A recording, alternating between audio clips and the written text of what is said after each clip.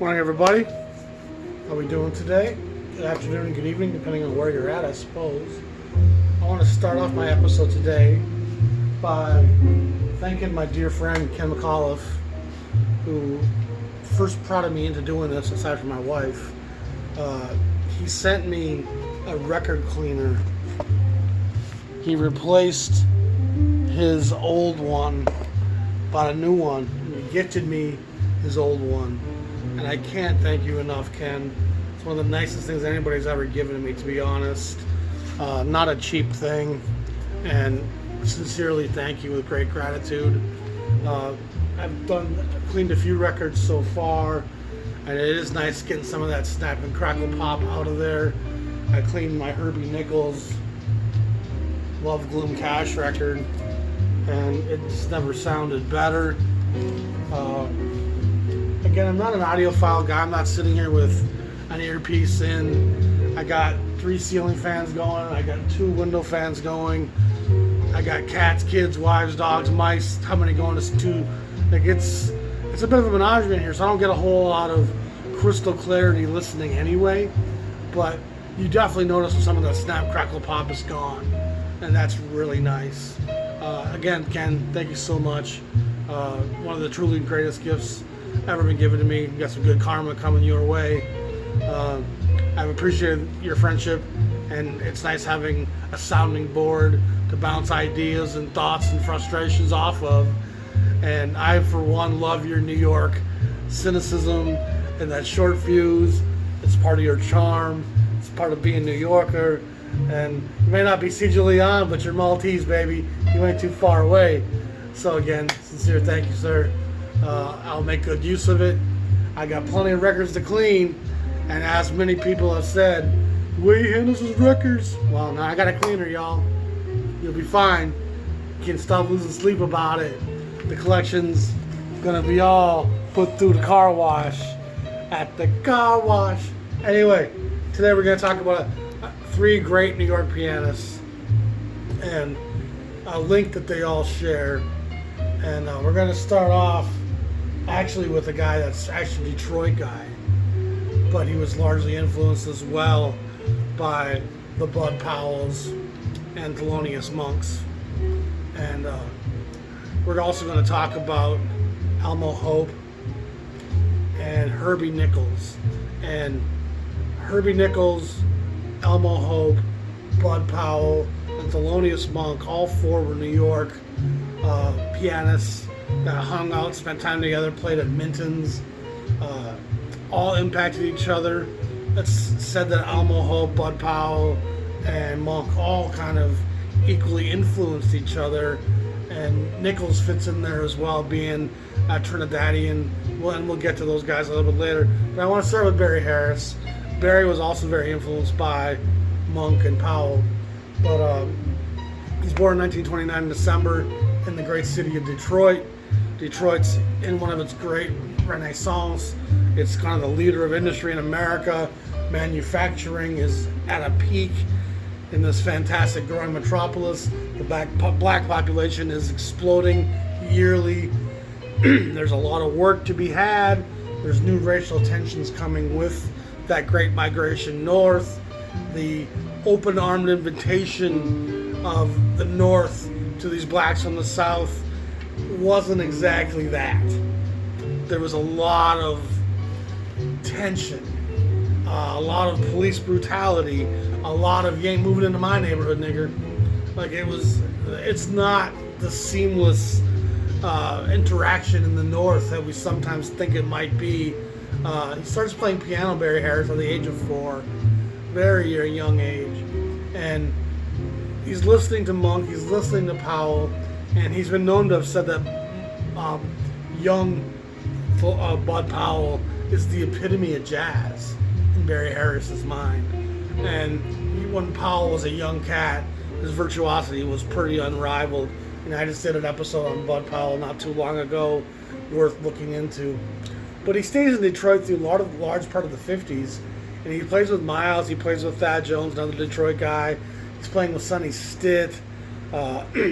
He's Junior Mance's substitution in Gene Ammons' band when Mance can't make it. In '56, he tours with Max Roach after Richie Powell passes away with Clifford Brown. So he's really playing with some greats pretty early on. He ends up moving to New York. He's an educator and does a lot as an ambassador for jazz and teaches a lot of young kids the ropes, as it were. He's not just a piano player, but he's a band leader. He's a composer, he's an arranger, and I guess he's one of the great educators in jazz history. In 65 to 69, in the late 60s, he and Coleman Hawkins have the Village Vanguard locked down. And they just show up there and play how many ever nights a week. And that was what they did for 4 years. And so you can really see the lineage of Barry Harris. He's playing with all the jazz greats. He's a very rhythmic player, kind of lays back. He's got a lot of blues to him. He, in the 70s, actually lived in with Monk in Weehawken at the home of the Baroness Pananika de Koningsvater. And, of course, she was also known to have housed Parker for a while in the 50s. He ends up recording all the way into the 2000s, making records on Xanadu, NPS, Concord, and many other labels. But Barry Harris in the late 50s and early 60s is one of the solid anchors on the piano in a lot of what's happening in Detroit and in New York. He plays with everyone from Cannonball Adderley. I actually pulled a lot of his side work out so we can look at it. Let's first take a look at his work as a leader. He first shows up here on Argo, and this is Argo number 644. Probably puts it in about 1957. He probably recorded in Chicago, I would have to guess. It says recorded actually in 58. So it's with William Oss on the bass, Frank Gant on the drums. It's a smoking little record, actually. It's a tough record to find. This is actually a Japanese pressing of it, because the American copies of this are pretty rare. It's a great record, and it says, like I said, it's Barry Harris's first. It's a record worth finding if you're out there looking for Barry Harris records. And then he makes an impressive string of records at Riverside as a leader, starting probably 1960, in that era somewhere. This is Jazz Workshop. This has Sam Jones and Louis Hayes on it. Fantastic stuff. If I recall, Louis Hayes might also be a Detroit guy. Premonado with Alvin Jones and Joe Benjamin. This is number 354. The last one was 326. So we're in the 300 series at Riverside, which puts us 60-61. Listen to Barry Harris, solo piano, number 392. The newer than new, Barry Harris Quintet with Charles McPherson and Lonnie Hillier. He plays with Charles McPherson quite a bit in the late 60s. This is Chasing the Bird, Barry Harris Trio. Also a fantastic session, and it looks like also to be a Japanese pressing of that. I like Barry Harris a lot. He seems to be kind of a cerebral player, a little less gutsy than a guy like Gene Harris. You know, he's got some thought process going on. He's not just feeling it and closing his eyes and letting it go. He definitely has a lot of constructs in his mind that he's trying to express. And that kind of links him again to Monk and BUD Powell. There was a cerebral playing to those guys that was beyond just feeling the blues. It was trying to add some abstract shape and framework and melodic construct and ascending left and descending right hands. There's a lot of interesting playing going on, and it seems like Monk and Powell kind of recenter the piano, and in a way it seems like New York becomes this training ground for the whole generation of piano players. Come to New York, go to Minton's, or of course even in the late 40s and 50s, just to play with guys at Monk's place, and go to hang out at Elmo Hope's place. And it's just such a training ground and a proving ground. And Harris's body of work as a sideman is very prolific. Here he is with Cannonball Adderley, who plays with live at times on Riverside. A lot of this work is going to be Riverside related.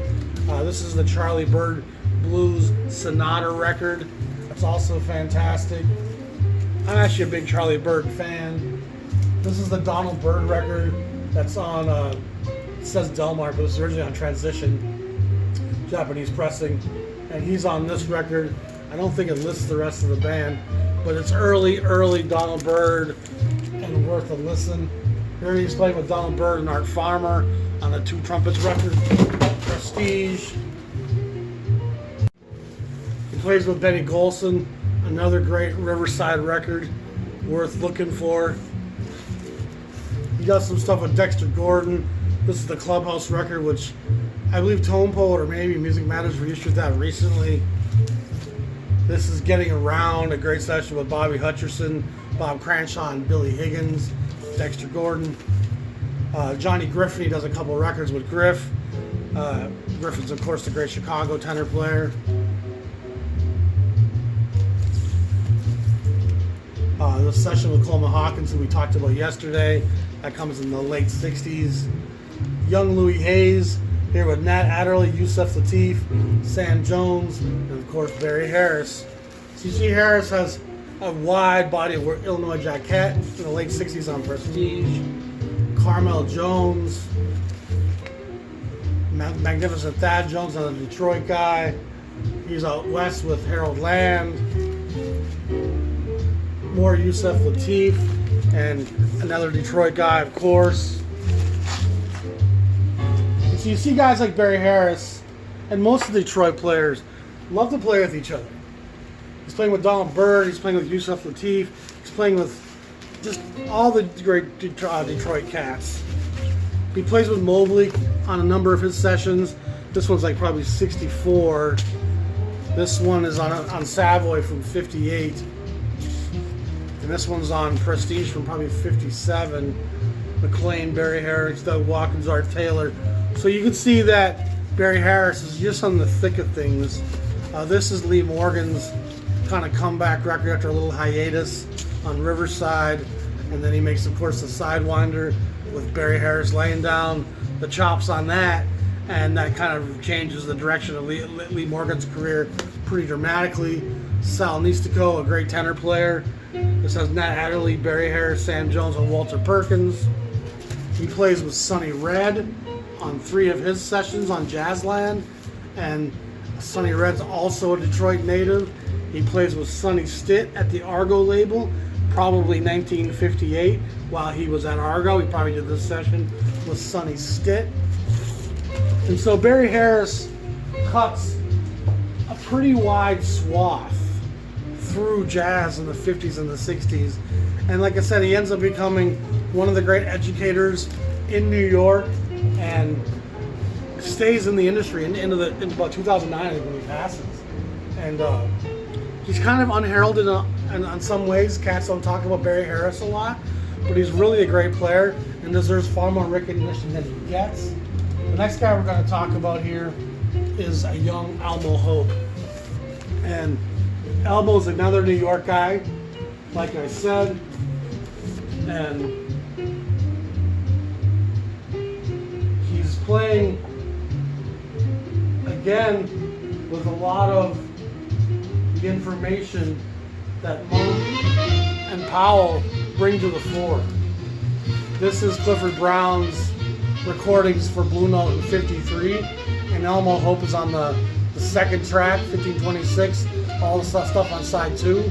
It's Elmo Hope, Clifford Brown, Lou Donaldson, Percy Heath, and Philly Joe Jones.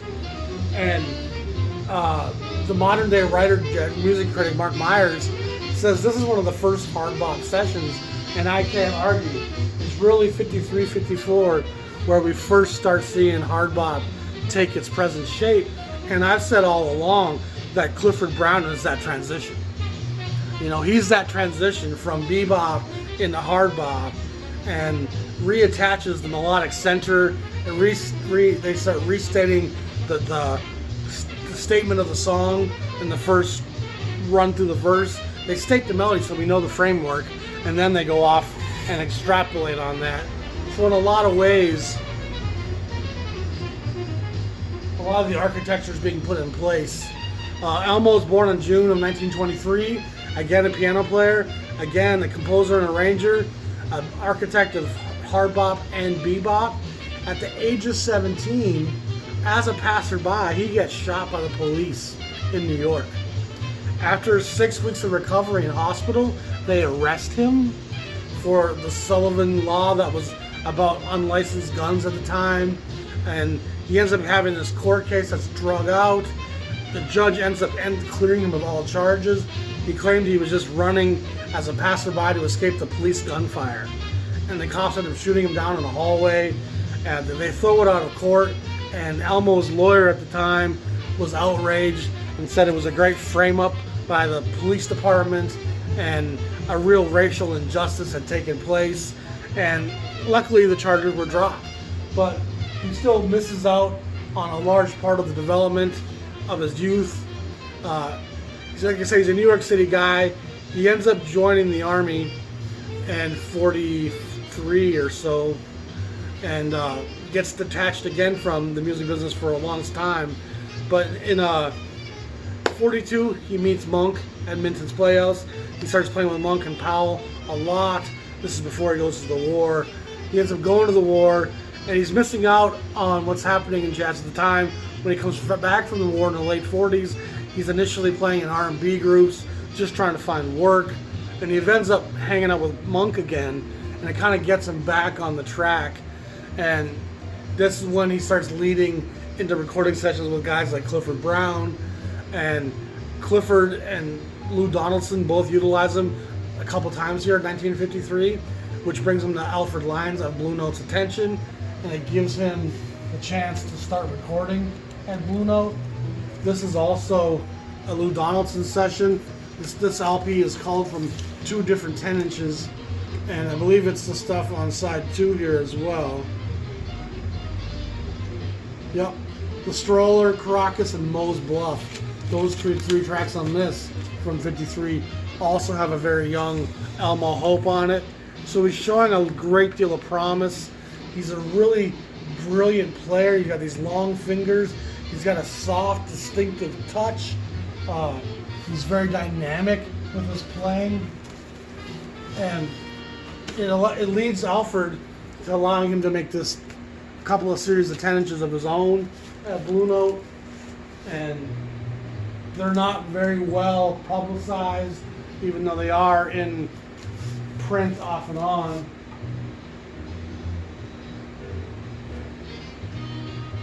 But Elmo has this promise to him. He's playing with Frank Foster, Freeman Lee, Percy Heath, and Art Blakey. And Art seems to be playing on almost all sessions at Blue Note at this time. And he ends up being given the keys kind of to the Cadillac shortly after. But sadly, Elmo Hope had a bad heroin user. He uses heroin most of his career. It causes him to eventually lose his license to perform in New York, which eventually forces him to move out west, where he was not happy. He made some records out there with Curtis Counts, and he makes a record with Harold Land, The Fox. That's a solid session. But he really can't wait to get back to New York. But before he goes out west, he does some sessions with Rollins. I believe in about 55 these are recorded. Some stuff with Jackie McLean. Here's that Fox session from 59 when he's on the West Coast. But he ends up playing with a lot of great players. He plays with Coltrane, plays with Lou Donaldson, Jackie McLean, Rollins. He's like a big part of a lot of what's going on in jazz. And it's too bad that he fought that drug addiction so much and was never really able to embrace his career. Prestige signs him away from Blue Note in 1955, and he makes this recording, Elmo Hope Trio. It's a nice record. It's a tough one to come by. So this is when he's at Prestige that he's doing that work with Rollins and McLean, and really being utilized by Bob Weinstock to lead other sessions. This is the Hope meets Foster record, 70-21. So this one's 70-11, 70-10. So one of the first releases on the 7000 series, and this is followed up on 10 releases later, Hope Meets Foster. It's a nice session. And then one of my favorite records by Elmo Hope, I've talked about this one quite a lot, is the Elmo Hope Sextet Informal Jazz, 7043, probably 56, and the band is just out of this world. The cover is beautiful, one of the great records of that era. And then when he comes back from the West Coast, he does do a couple sides for Riverside in the early 60s, and he's kind of deteriorating. The heroin's made him kind of very unreliable, and at the age of 43 in 1967, he passes away. And it really kind of keeps Elmo Hope from having his place in jazz that he deserves, because he's really there with Monk and with Powell as one of the great progenitors of hard bop and dissecting the bebop and recording with all these guys as the styles are being driven. And one of the critics at the time says one of the things that's kind of held him back is he plays with so many greats that it kind of diminishes his own star. He's playing with the Rollins and the Coltranes and the Jackie McLeans, and it's not giving him the space to really shine like potentially he could. But he's a guy that deserves more recognition than he's certainly getting.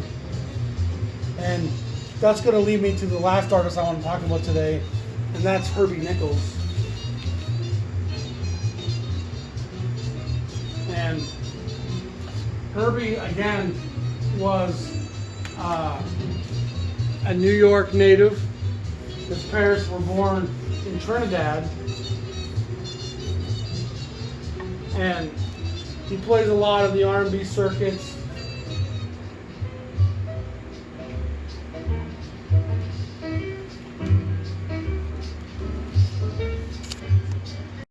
But Herbie Nichols was born in January of 1919 in Manhattan.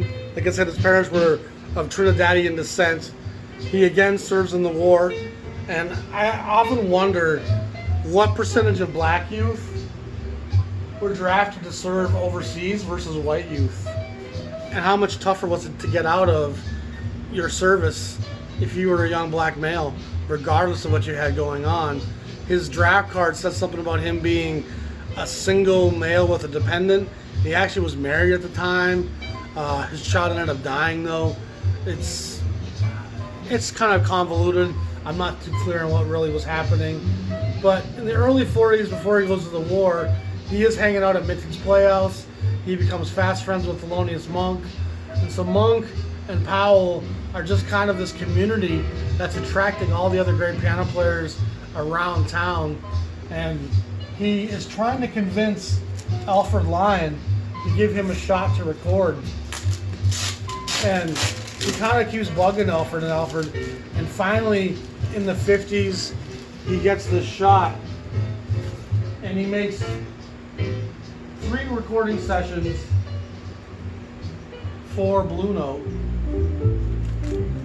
and it's 5068 on the 10-inch series, 5069, and these are great little sessions. They really cook along. Al McKibben's on the bass, Art Blakey's on the drums, and I think it's the same on volume 2 as well. Interesting album covers. I think this is pre-Reed Miles, but I'll have to take a second look.